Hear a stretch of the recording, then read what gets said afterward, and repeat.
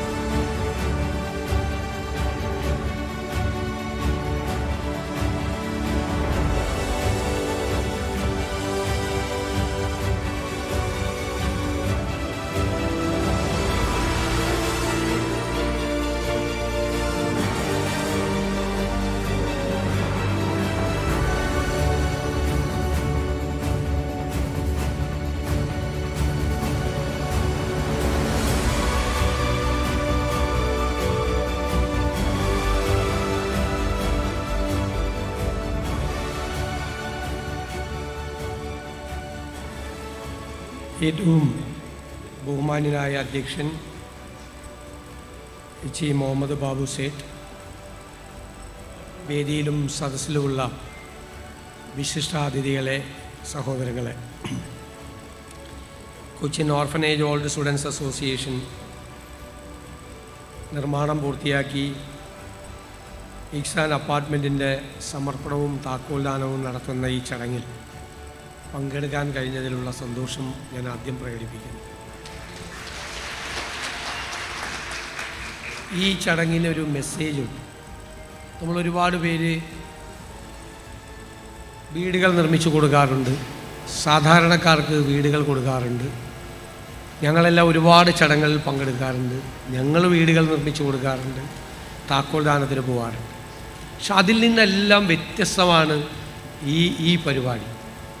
ഇത് യതീംഖാനയിൽ താമസിച്ചിരുന്ന അന്ന് കുട്ടികളായിരുന്നവർ മുതിർന്നപ്പോൾ അവരെല്ലാവരും ഒന്നിച്ച് ചേർന്ന് ഒരു ഓൾഡ് സ്റ്റുഡൻസ് അസോസിയേഷൻ ഉണ്ടാക്കി അവർ വീട് വെച്ച് കൊടുക്കുകയാണ്. അതൊരു അത്ഭുതകരമായ ഒരു കാര്യമാണ്.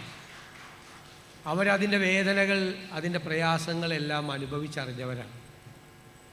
വീടില്ലാത്തതിൻ്റെ, ഭൂരഹിതരായതിൻ്റെ, ഭവനരഹിതരായതിൻ്റെ, ചിലർ അനാഥരായതിൻ്റെ എല്ലാം സങ്കടങ്ങൾ, പ്രയാസങ്ങൾ നമ്മളിൽ പലരുമെല്ലാം സന്തോഷിച്ച് മാതാപിതാക്കളോടൊപ്പം വീട്ടിലും സ്ഥലത്തുമെല്ലാം കളിച്ച് നടന്ന കാലത്ത് യതീംഖാനയിൽ ജീവിക്കാൻ വേണ്ടി വിധിക്കപ്പെട്ട അവർ വളർന്നു വലുതായി ഉയരങ്ങളിലേക്ക് എത്തിയപ്പോൾ അവരൊരുമിച്ച് ചേർന്ന് ഞങ്ങൾ കുറച്ച് വീടില്ലാത്തവർക്ക് വീടുണ്ടാക്കി കൊടുക്കുന്നു, സ്ഥലമില്ലാത്തവർക്കും വീടില്ലാത്തവർക്കും വീടുണ്ടാക്കി കൊടുക്കുന്നു എന്നുള്ളൊരു വലിയ സന്ദേശം, നന്മ നിറഞ്ഞ ഒരു സന്ദേശം ഈ ചടങ്ങിലുണ്ട്.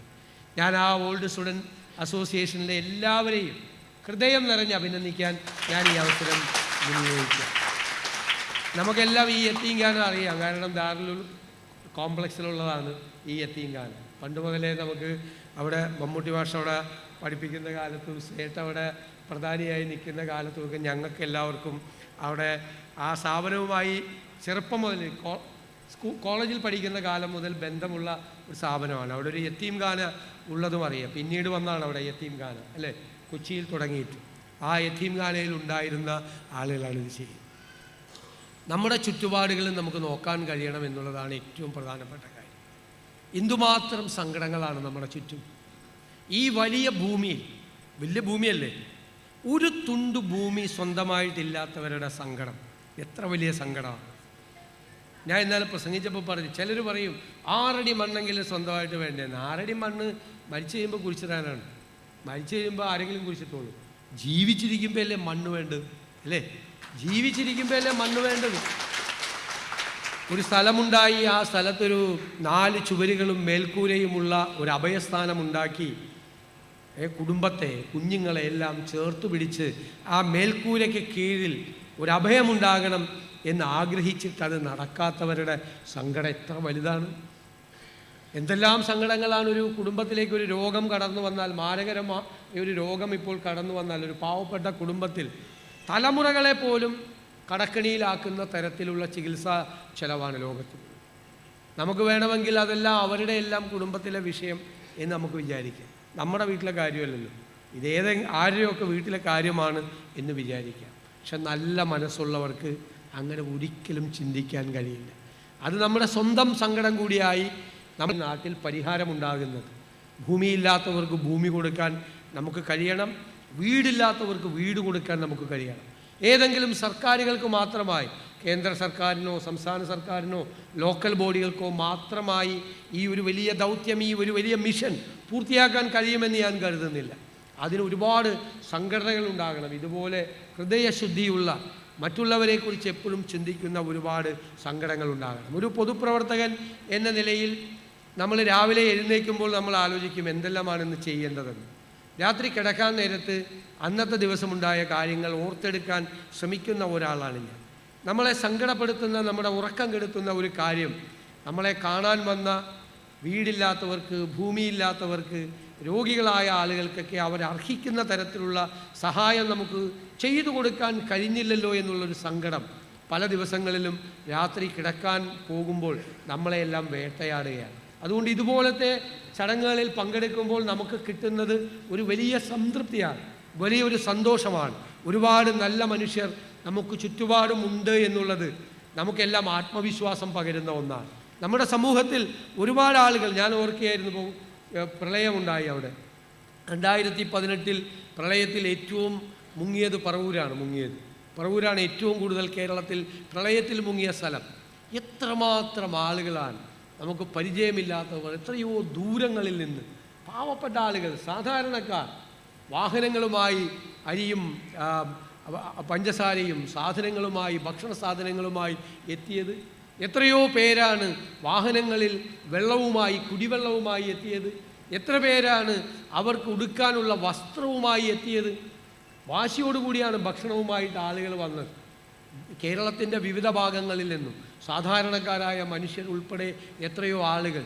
അതിനുശേഷം ഒരു പുനരധിവാസ പ്രക്രിയ തുടങ്ങിയപ്പോൾ അവർക്ക് വീട് വെച്ച് കൊടുക്കാൻ എത്രയോ പേർ, എത്രയോ നല്ല മനുഷ്യർ വന്നു. എത്രയോ നല്ല മനുഷ്യർ നമുക്ക് ചുറ്റും ജീവിക്കുന്നുണ്ട്.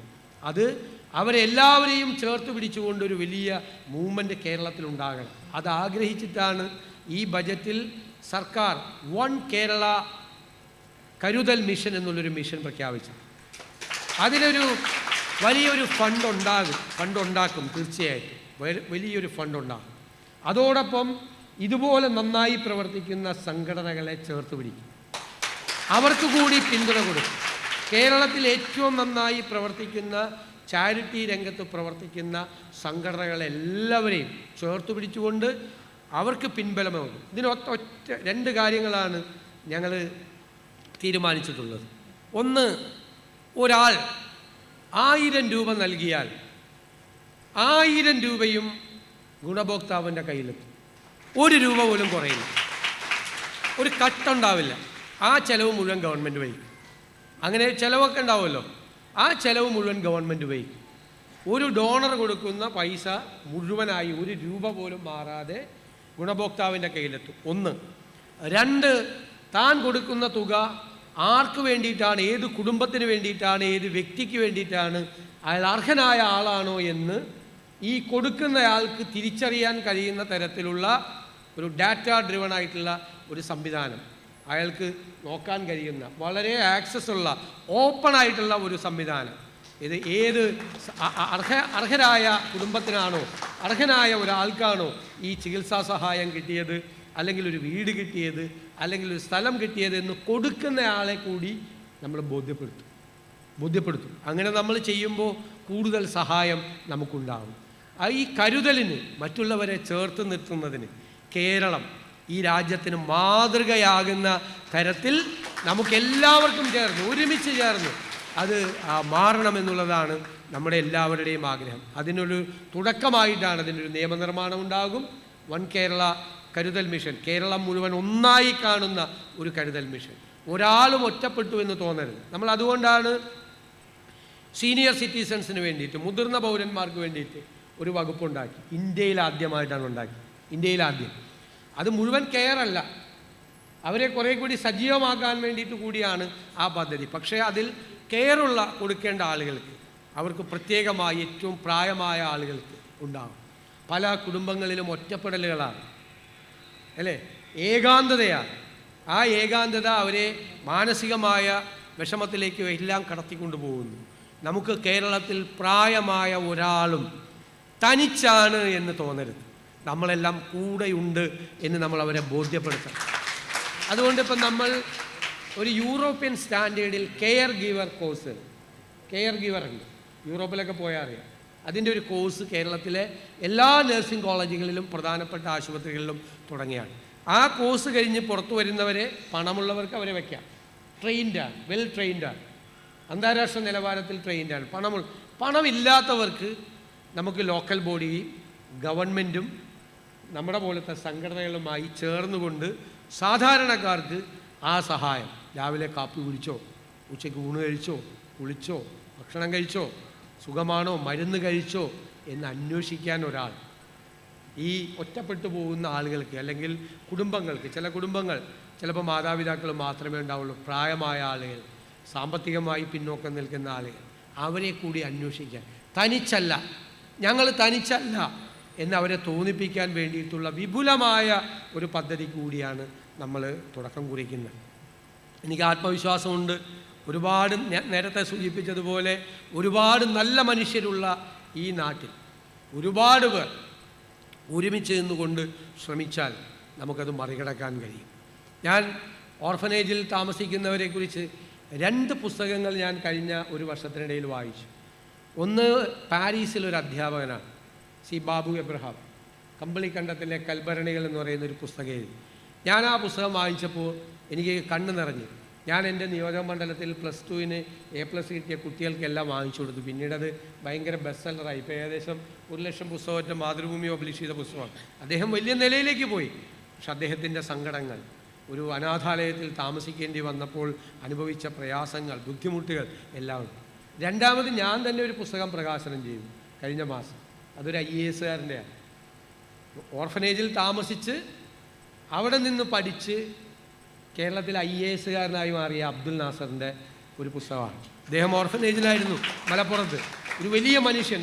ഓർഫനേജിൽ മൊയ്തീൻ ആജി എന്ന് പറയുന്ന വലിയ മനുഷ്യൻ തുടങ്ങിയ ഓർഫനേജിൽ അവിടെ താമസിച്ച് അവിടെ നിന്ന് പഠിച്ച് പുറത്ത് ജോലി കിട്ടി. പിന്നെ പോയി സിവിൽ സർവീസ് കോഴ്സിന് ചേർന്ന് സിവിൽ സർവീസ് കിട്ടി. നല്ല മിടുമിടുക്കനായ ഒരു ഉദ്യോഗസ്ഥൻ അബ്ദുൽ നാസർ.